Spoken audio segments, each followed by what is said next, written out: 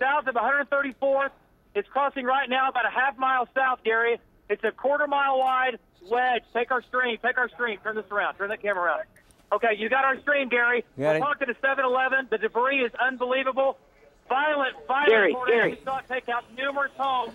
Please. Val up, David down. There goes another house. Okay, Val, Gary, go ahead. Yes, Gary, this thing is on 149th Street. It's right in front of us.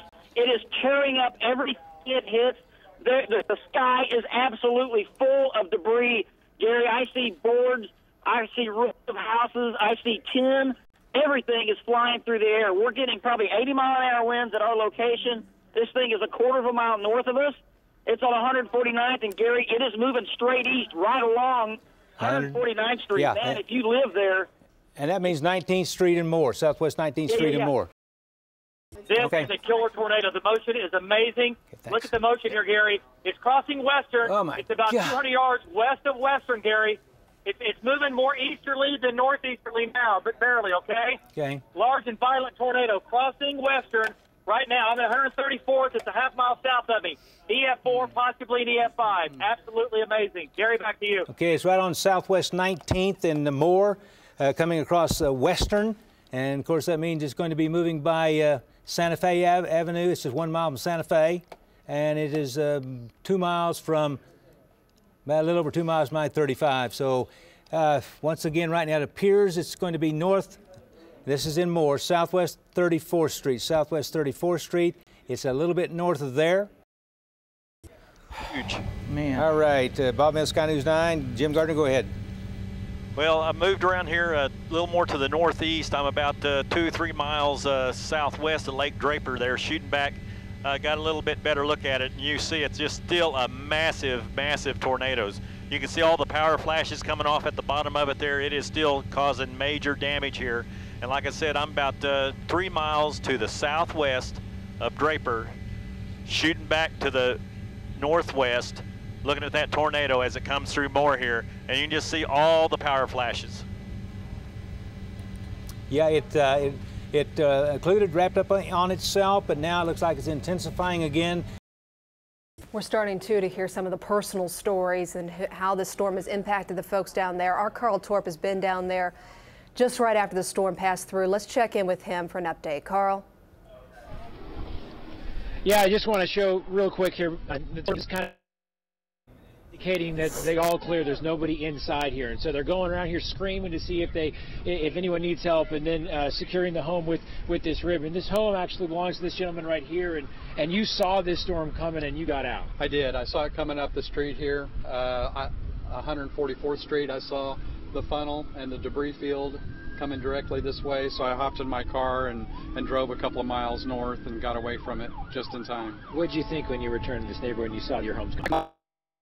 I didn't know where I was, honestly. I couldn't find my home. I had to get some bearings and find street signs that were down and just try to piece it together and find my way back home. We're glad you're okay. Any sort of landmarks around here are blown away, and so paramedics are actually having a hard time kind of getting in and out of here because so much debris is in the road, and also the landmarks to tell you kind of where you're going are missing too. So, you know, just one aspect of what's going on down here. Kelly and Amanda. Greetings back. All right, Carl, appreciate that. We want to go back over to Gary and Michael, still tracking storms. Storms still developing and tracking ones that have moved through. Guys? They are, and there's storms still going on in Oklahoma County, and I'll just tell you about this. Will Rogers had 2-inch hail a little while ago. Those extend up to central and south Oklahoma City. Evan, if you can hear us, tell us what you're seeing down there. Okay, we may have lost him, guys. You might have to just start him on the phone. Kelly and Amanda, if you can hear me, we just ran back, had some shoddy cell service, but if you can hear me at this moment, we are at the corner of Santa Fe Avenue and Southwest 19th. Mass destruction as far as the eye can see. Really, words can't explain this. I just want to turn back this way here, or he's pointing over here. But actually, if you look down this way, people are sitting around, walking around, looking for loved ones, trying to find things here. Taking a straight shot here down Santa Fe Avenue. Lines completely down. No one is really driving through here at this point. Police are asking anybody that is not from the Moore area, especially in the worst hit areas, the path of destruction, to please stay out the way and let emergency vehicles come through. I just want to say, had a number of people come up to us. These scenes very reminiscent of May 3rd, 1999, if not worse. We've seen complete structures completely leveled on the way in here, shopping centers, as soon as you come off I-35, completely destroyed. We're talking to people trying to find their cars, trying to find out where they've been thrown to. This CVS here is actually helping people out, trying to give out water and do anything they can to help. There is no power, obviously, so people are just trying to kind of scour through. A lot of people didn't realize all this destruction. Some were taking cover inside the CVS pharmacy right here on the corner of Southwest 19th and Santa Fe Avenue, walked outside to see this. I want to take a look down this way, too. If you can see, point in over here, several yards from where I am, you can see homes completely obliterated. These homes here, see how the tornado kind of skipped around. There's still some rooftops on this end, but if you take a closer look down the way, you can see that homes are no more. It's just piles of debris right now. I think at this point, people are just shell-shocked. They're still walking around looking here. Here's a young man here. Where are you going? My house right here on 16th. My kids are supposed to be safe, and my wife, and me and the dogs got in the closet. And it wasn't pressure. You really couldn't feel the pressure. You could just hear it. And then the house caved down. The door hit me first, and then everything was just like ricocheting off the door. I mean, tell me, where are you? Fell on you, you would feel it. You know what I mean? Where do you live? Where is your home? I live this first street, 16th Street. I live right there. You see those trees? I mean, you can see somewhat of a house. My house is just gone, man. And I was in there. I don't know how to put it into words. 20 seconds went by and it was still happening. I was like, if this is it, I want to see it. And I looked out and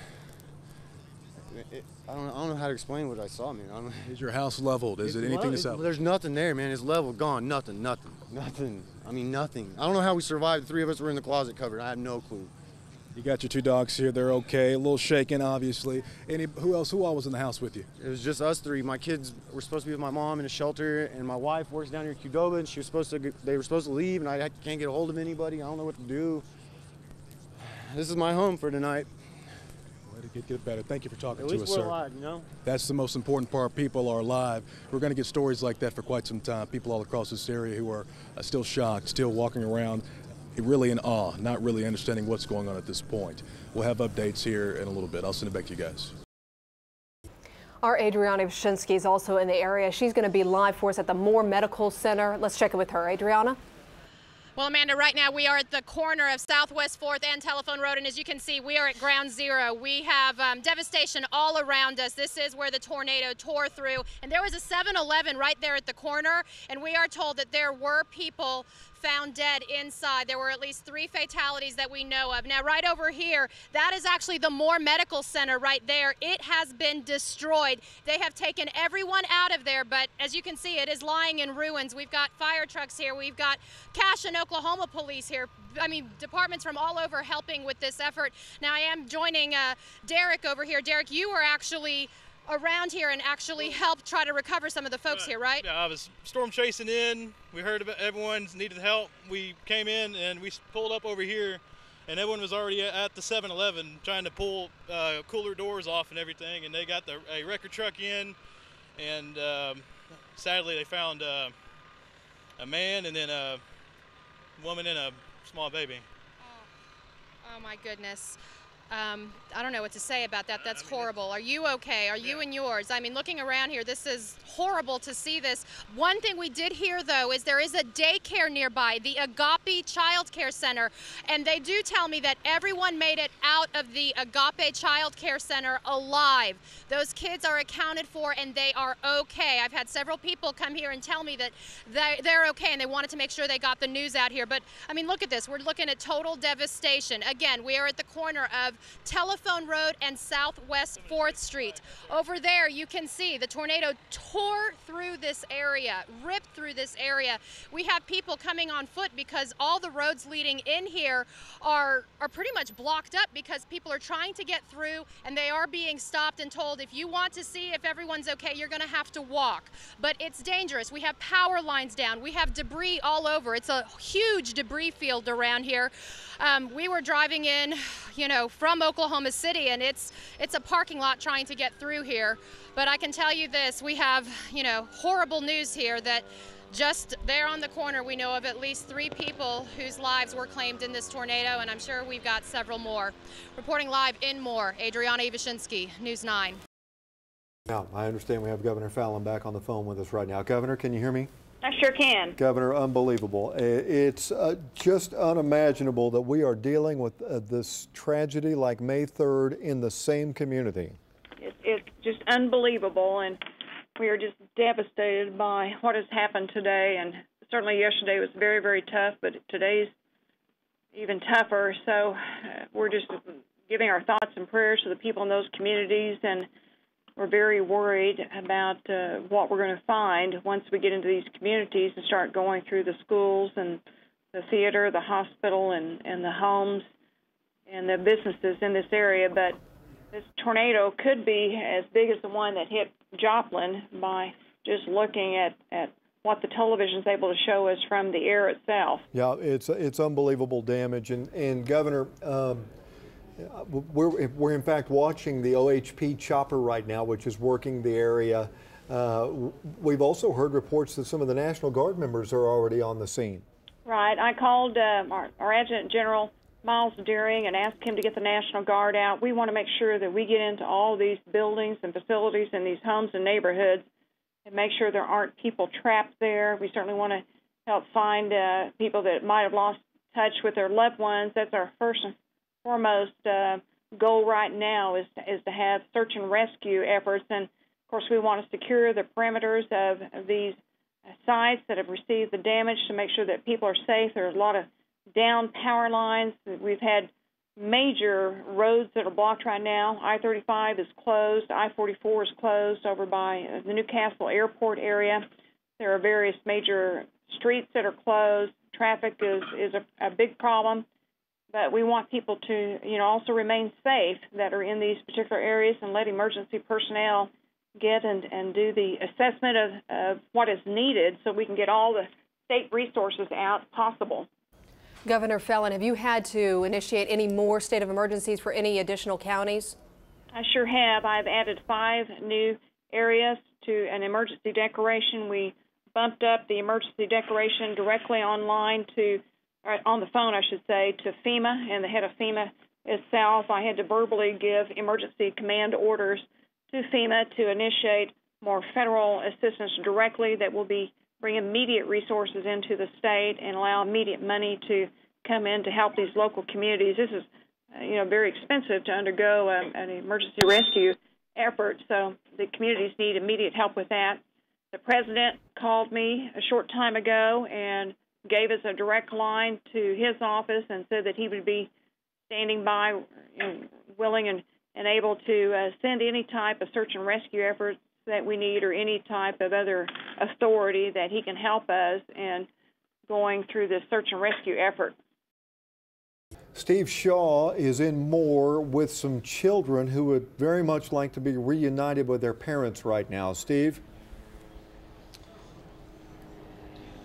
Kelly, technically, I believe we're in Oklahoma City. We're in the Stone Meadows neighborhood, where a lot of the kids who live in this neighborhood go to Briarwood Elementary, which is about, a half mile from here.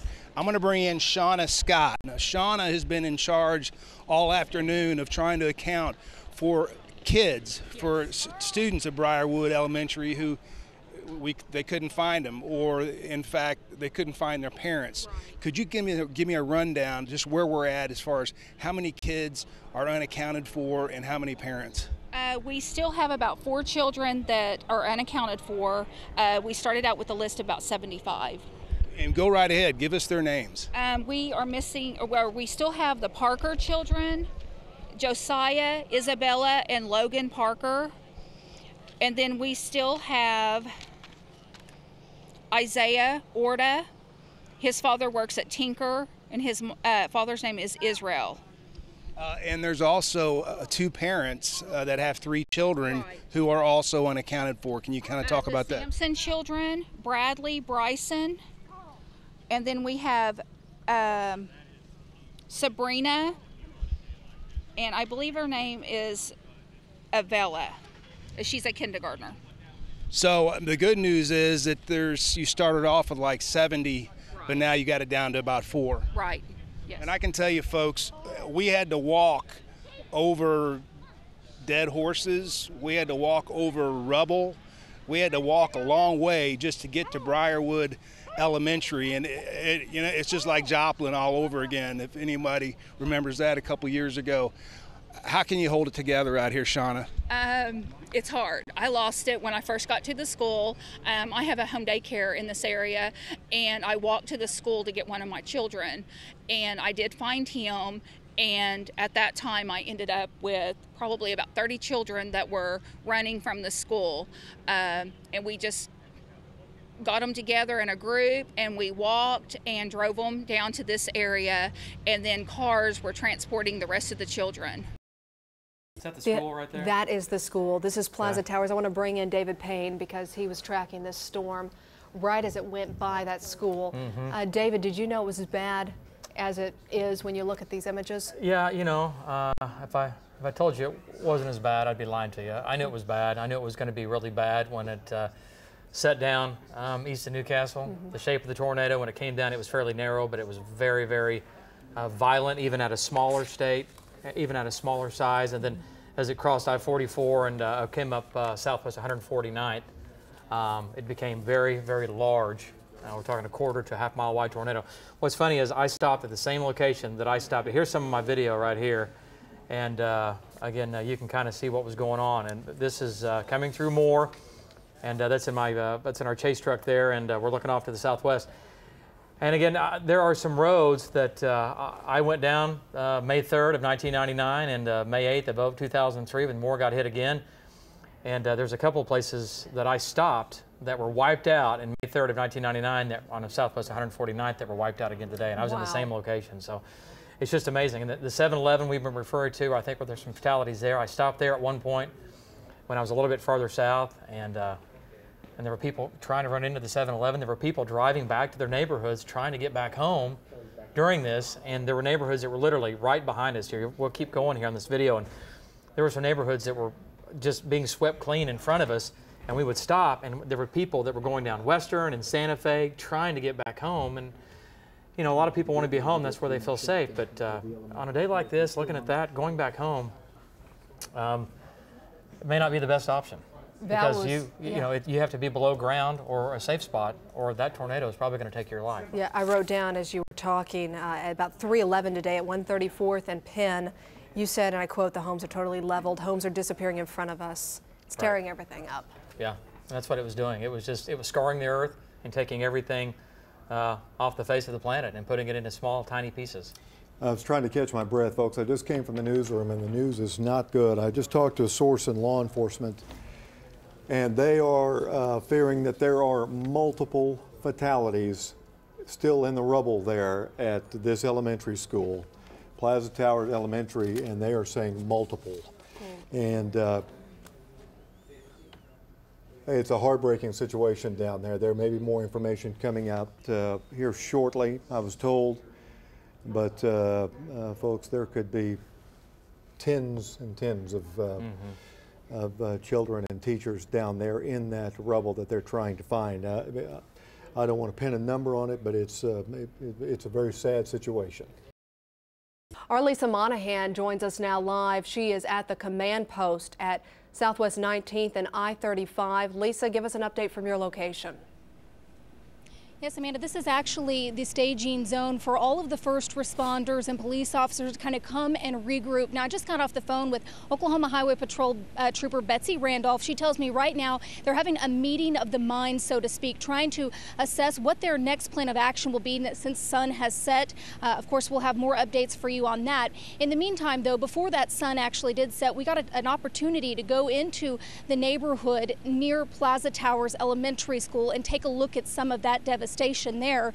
We were able to get really close to the school and see some of this destruction, see those firefighters that were there working. And I actually know a couple of firefighters who are there working at Plaza Towers Elementary School. They describe it as the most horrific scene as they're having to pull those lifeless bodies out. Then we went near the neighborhood right there by Plaza Towers Elementary School, and the houses were absolutely leveled there. We caught up with some residents who were actually looking through, just trying to salvage what they could. All I can remember is I seen that twister when I got picked up out of the air. I mean, I don't remember how much I was going up, but I could hear it roaring and I could see the debris and everything. It was incredible. Just walking over here from the outside of the neighborhood, I couldn't even tell that this was my street. I was counting them out, but I still it just was hard to figure it out where your house was.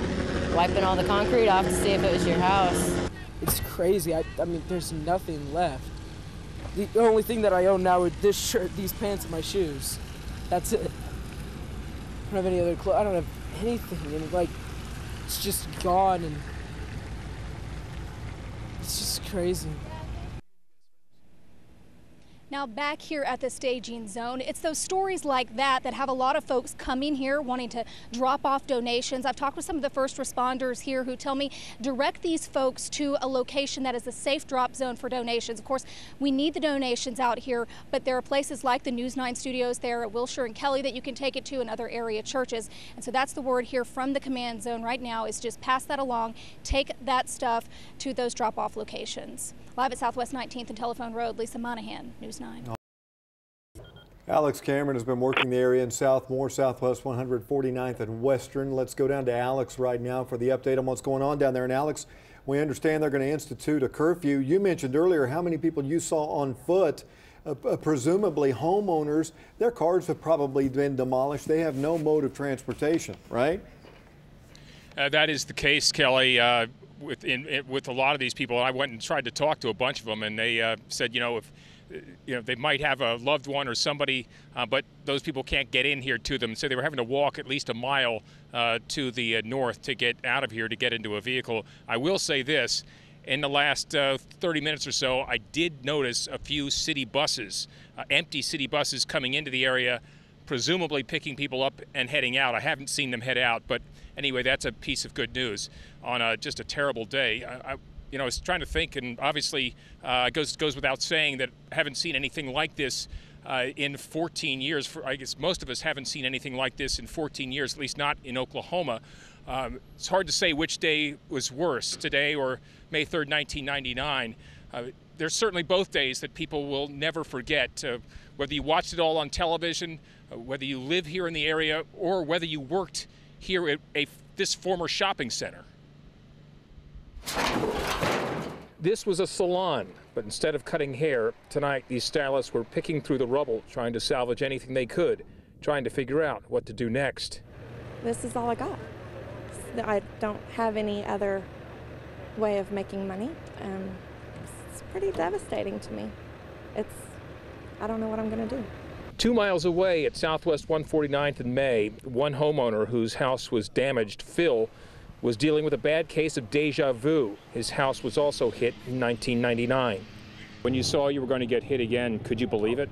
No, because I didn't think the odds of getting hit twice. The odds were kind of in our favor, I thought, but it didn't happen that way. Phil will rebuild again, and Bunny White, who runs a daycare in her home, will be grateful because she knows it could have turned out much worse for her and the 3 kids in her care today. It's unbelievable. We were singing Jesus Loves the Little Children and all of the God songs I could think of, and prayed that He took care of us. And He did. He did. When we left there, Bunny was still holding onto that child, waiting for the girl's mother to come pick her up. And like everyone else, the mother was having a hard time getting into the area, but Bunny was not going to let go of that little girl until a parent or a grandparent came to pick her up. And with regard to our friend that we met here who worked at the salon, she really was devastated. Obviously grateful that she didn't lose her life, but devastated that her way of making a living is all of a sudden gone. I said to her, "Are you from Oklahoma?" And she thought about it for a second, and before I could even tell her, she said, "Yeah, I'm strong enough.